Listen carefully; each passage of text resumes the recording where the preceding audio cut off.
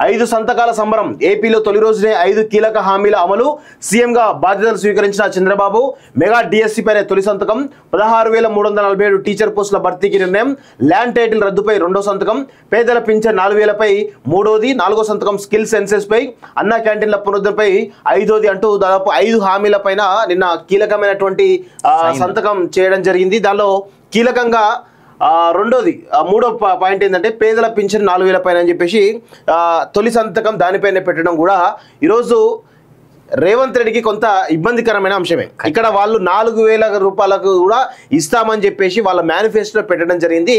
ఇప్పుడు తెలంగాణ సమాజం నుంచి కాలోజిటీ ప్రశ్నిస్తూ ఉంది రేవంత్ రెడ్డి, అదేవిధంగా కాంగ్రెస్ ప్రభుత్వం ప్రశ్నిస్తూ ఉంది. మీరెప్పుడు ఈ యొక్క 4,000 రూపాయలు పెన్షన్ పెంచుతారో ఈరోజు తెలంగాణ ప్రజలకు సమాధానం చెప్పాల్సినటువంటి అవసరం ఉంది. ఎందుకంటే గతంలో కేసీఆర్ 2,000 రూపాయలు పెంచేసి అమాంతం ఒకటేసారి పెంచేసినటువంటి సంఘటన మనం చూసినాం. సో ఆయన సక్సెస్ఫుల్గా తన బాధ్యతను నిర్వర్తించిండు పెన్షన్ల విషయంలో. మరి మీరిచ్చినటువంటి హామీ 4,000 రూపాయలు అనేటువంటి హామీ, మీరిచ్చినటువంటి హామీని ఎప్పుడు నెరవేరుస్తారో తెలంగాణ ప్రజలకు సమాధానం చెప్పాల్సినటువంటి అవసరం అయితే కనబడతా ఉంది. అయితే మనమేమో క్యాస్ట్ సెన్సెస్ అని చెప్పేసి అంటా ఉన్నాం. అక్కడ స్కిల్ సెన్సెస్ అనే కొత్త వర్డ్ బయటకి తీసుకురావడం జరిగింది. That is very much interesting. ఎందుకంటే చదువుకున్నవాడు లేదా తనకున్నటువంటి సెన్స్ ఏదైతే ఉందో, స్కిల్ సెన్స్ ఏదైతే ఉందో, ఆ స్కిల్ ని బట్టి ఉద్యోగ అవకాశాలు కానీ, తనకి సొంతగా ఎంప్లాయ్మెంట్ క్రియేట్ చేసేందుకు కానీ, లేదా తనకు తాను ఏదైనా బిజినెస్ పెట్టుకునేందుకు కానీ నేను హెల్ప్ చేస్తా, 10 లక్షల లోన్ గవర్నమెంటే ఇస్తుంది అనేటువంటి మాట ఆయన చెప్పడం జరిగింది. ఈ విషయంలో చంద్రబాబు మెచ్చుకోవాలి. బట్ ఈ ఆలోచన వెనకాలన్నది పవన్ కళ్యాణ్ అనేటువంటి మాట కూడా తను చెప్తా ఉన్నారు. అయితే ప్రచారంలో భాగంగా దీన్ని బయటికి తీసుకొచ్చినప్పటికీ కూడా సైన్ చేశాడు చూడండి, మేము చేస్తున్నాం కట్టుబడి ఉన్నటువంటి జవాబుదారీతనం. ప్రజలకు ఏదైనా మాటిస్తే మేబీ ఈసారి మారిన మనిషిలాగా కనిపిస్తా ఉన్నాడు. అంటే చాలా దెబ్బలు తిన్నాడు కదా, దెబ్బలు తిన్నాడు కాబట్టి దీనికి జగన్ కి కృతజ్ఞత చెప్పాల్సింది. ఏపీ ప్రజలందరూ కూడా ఖచ్చితంగా జగన్ కు కృతజ్ఞత చెప్పాల్సినటువంటి అవసరం అయితే ఉన్నది వాస్తవంగా. అయితే ఇంకోటి, ఆ 16,000 పోస్టులలో ఇక్కడ ఒకటి పాపం వైసీపీ వాళ్ళు మెచ్చుకుంటూ టీడీపీ వాళ్ళు ఇప్పుడు మనల్ని తిట్టుకుంటారు. 6,000 పోస్టులు ఆల్రెడీ వైసీపీ వాళ్ళు హడావిడిగా డిఎస్సి ప్రకటించేస్తున్నాం అని చెప్పి జనవరిలో జగన్మోహన్ రెడ్డి ప్రకటించినటువంటి 6,000 పోస్టులు చంద్రబాబు దానికి 10,000 యాడ్ చేసి 16,000 చేసిండు. ఏదైతే 16,000 అయితే ఇప్పుడు అవుతున్నాయి కదా అనేటువంటి ఆనందాలు టీడీపీ వాళ్ళు ఉంటే, లేదా మేము 6,000 అప్పుడే ఇచ్చినాం అని చెప్పేసి వీళ్ళు వైఎస్ఆర్సీపీ వాళ్ళు మొత్తం 50,000 పోస్టులు ఖాళీగా ఉంటే ఆయన 6,000కు పెట్టిండు, ఈయన 10,000కు పెట్టిండు. అంటే 16,000 ఇస్తే ఇంకెంత, ఇంకొక 24,000 పోస్టులు ఖాళీ, 34,000 పోస్టులు ఖాళీగా ఉన్నట్టు లెక్క. మరి దానికి ఎప్పుడు ఇస్తారో చూడాలి. ఏదైతే అసలు ఫస్ట్ ఆఫ్ ఆల్ 16,000 పోస్టులు రాగానే ఫస్ట్ సంతకం పెట్టిన చూడు మెచ్చుకోవాలి. ఇక్కడ అన్నా క్యాంటీన్ల పునరుద్ధరణపై 5వ సంతకం అని చెప్పేసి మనం చూస్తా ఉన్నాం కదా.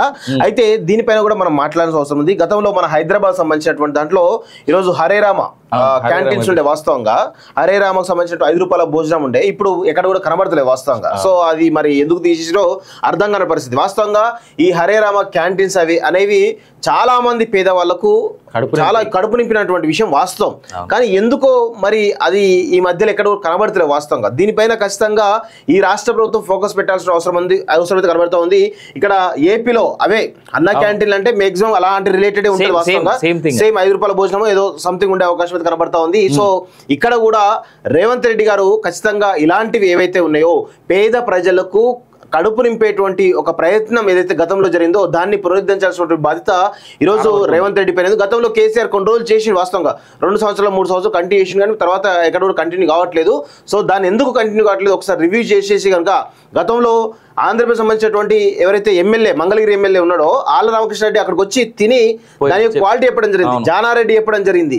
ఇలా చాలా మంది కూడా దాన్ని టేస్ట్ చేసి చాలా బాగుంది అన్న క్యాంటీన్, ఇది హరిరామ క్యాంటీన్లలో భోజనం బాగుంది, నిజంగా ఇది పేదవాళ్ళకి యూజ్ అని చెప్పేసి గతంలో ప్రతిపక్ష నాయకులు పోయిన సందర్భాలు ఉన్నాయి. సరే వాస్తవంగా ప్రభుత్వానికి భారం పడొచ్చు కాక, కానీ పేదవాళ్ళ కడుపు నింపేటువంటి ప్రోగ్రాంలో ఈరోజు ప్రభుత్వానికి భారం పడుతుంది అనుకోవడం మూర్ఖత్వమే.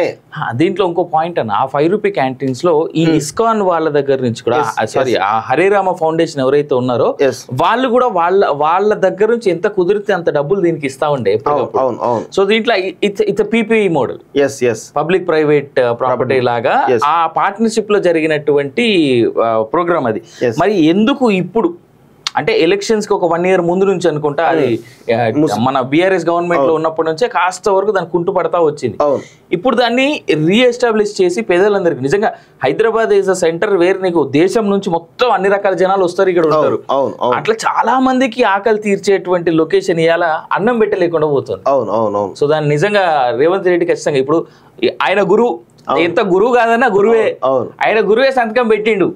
మరి ఆ గురువు పెట్టిన సంతకాన్ని మరి ఈయన ఏ రకంగా చూస్తారో చూడాలి మనం. ఇంకొక విషయం ఏంటంటే ఖచ్చితంగా అక్కడ ఉన్నటువంటి ఏవైతే డెవలప్మెంట్ యాక్టివిటీస్ ఏవైతున్నాయో దాని ప్రభావం ఖచ్చితంగా రేవంత్ రెడ్డి గారి మీద పడుతుంది. ఎందుకంటే అక్కడ ఎంత అవునన్నా కాదన్నా కేంద్ర ప్రభుత్వం యొక్క సపోర్టు అక్కడ గవర్నమెంట్కి ఉండే అవకాశం ఉంది, నిధులు కూడా భారీ ఎత్తున వచ్చే అవకాశం ఉంది. కాబట్టి నాకు తెలిసి చంద్రబాబు నాయుడు ఇక ఆయన మనం అనుకున్నంత ఇప్పుడు మీడియా ఏవైతే ఈ ఖమ్మం మీడియా ఏదైతే ఉందో బాగా ప్రొజెక్ట్ చేసింది. మేము మాకు 6 మంత్రి పదవులు, ఒక లోక్సభ పదవి, అది ఇదిగా కేంద్రాన్ని ఆట ఆడిస్తాడు, మళ్ళీ మరో చంద్రబాబు నాయుడు చూడబోతున్నాం, గతంలో 1994లో ఉన్న చంద్రబాబు నాయుడు చూడబోతున్నాం అని అందరూ అనుకున్నారు. కానీ చంద్రబాబు నాయుడు ఖచ్చితంగా తగ్గిండు. వాస్తవంగా దానిలో ఎట్టి పరిస్థితుల్లో మనం ఎందుకంటే ఆయనకి ఇప్పుడు అవసరం తగ్గడం, ఎంత తగ్గితే అంత బెనిఫిట్.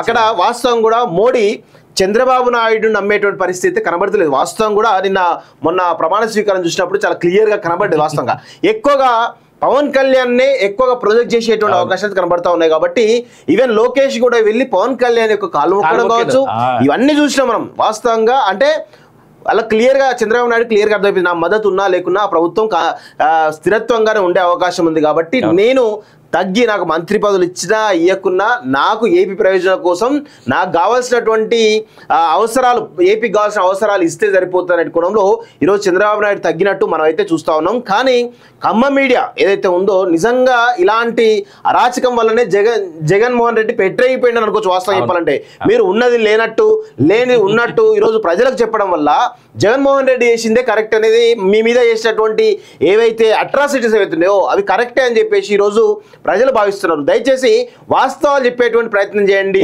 మీకు 16 సీట్లకు 6 మంత్రి పదవులు ఇస్తాం, 1 లోక్సభ స్పీకర్ ఇస్తాం, మొత్తం మా చేతుల్లోనే ఉంటది అని ఇలాంటి ఏవైతే ఉన్నాయో మీకు చంద్రబాబు నాయుడు మీద ప్రేమ ఉంటే మీరు చెప్పుకోండి. కానీ ఇలాంటి వార్తా కథనాలు ప్రసారం చేసి ప్రజల్లో ఒక గందరగోళం సృష్టించి ముఖ్యంగా మీకే ఇబ్బందికరమైన పరిస్థితి.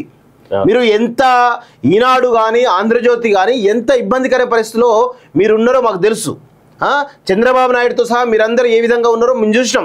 ఈవెన్ ఆర్టీవీ రవిప్రకాష్ గారు కూడా ఎన్ని ఇబ్బందులు గురైనా చూసినాం వాస్తవంగా. సో అలా కాకుండా మీరు మీ పంతాలో గతంలో మేము ఏదైతే పెట్టరైపోయినామో అట్లనే పెట్టరైపోతాం అనుకోవడం మూర్ఖత్వం. ఎందుకంటే మీ మీడియాకు ఈరోజు ఆల్టర్నేటివ్ మీడియా మాలాంటి వాళ్ళం చాలా మంది ఉన్నాం కాబట్టి అలాంటి చెప్పే పరిస్థితి ఉంది. కాబట్టి దయచేసి ఇప్పటికైనా కానీ ఖమ్మం మీడియా దయచేసి ఒళ్ళు దగ్గర పెట్టుకొని పనిచేయాలి.